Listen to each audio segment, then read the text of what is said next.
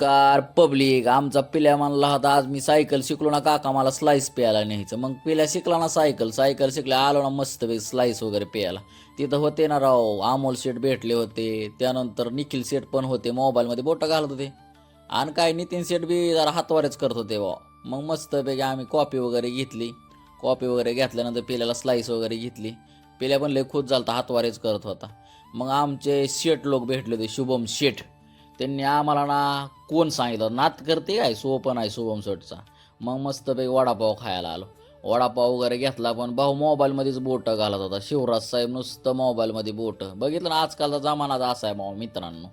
जरा कार्यकर्ता बी लय वडापावाला खुश होता भाऊ, हसत तीन होता. मग काय जरा रस्त्याने निघालो ना घराकडं निघाल्यानंतर मला बिलगाडीने दिसली, बाप्पू तात्या दिसलं होतं. आम्हाला नेमकं दाखवत होतं काय गाजरं दाखवत होतं की काय दाखवत होतं काय कळलं नाही.